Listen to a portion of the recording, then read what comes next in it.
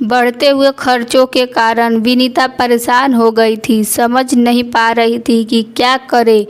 पति विवेक भी दिन भर मेहनत करते थे, ओवर टाइम भी करते थे, फिर भी काम नहीं चल पा रहा था।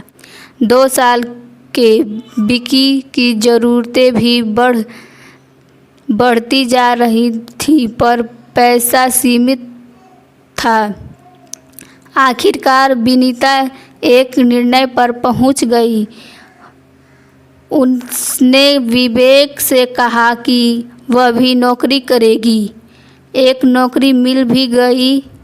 विवेक को कोई एतराज़ नहीं था, बस समस्या थी विक्की को रखने की।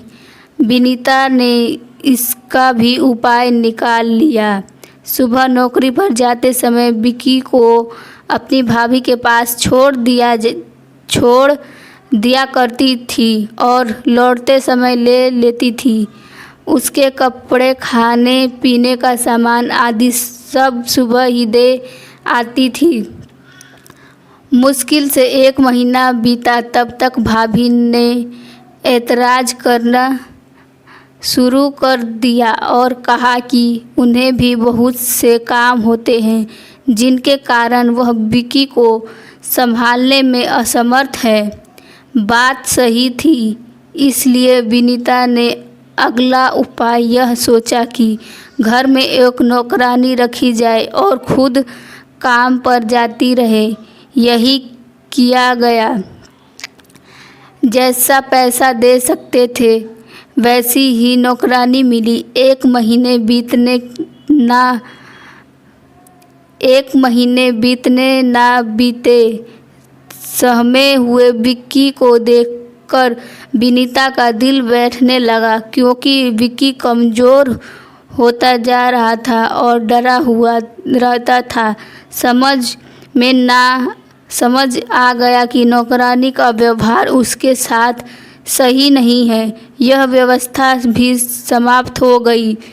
इसके बाद अगला सहारा बच्चों के क्रेच का लिया गया। वहाँ उसे छोड़कर विनीता जब जाती थी तब लगता था जैसे अपना दिल कहीं छोड़ कर जा रही है।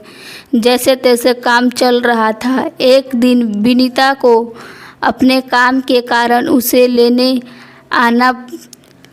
आने में देर हो गई। बार बार मन रो रहा था कि बच्चा इंतज़ार कर रहा होगा। जैसे तैसे वह पहुंची, तब उसने देखा सभी बच्चे जा चुके थे, केवल विक्की आया था। विक्की आया के साथ था और आया बार बार बड़बड़ा रही थी कि उसकी वजह से वह घर नहीं जा सकी।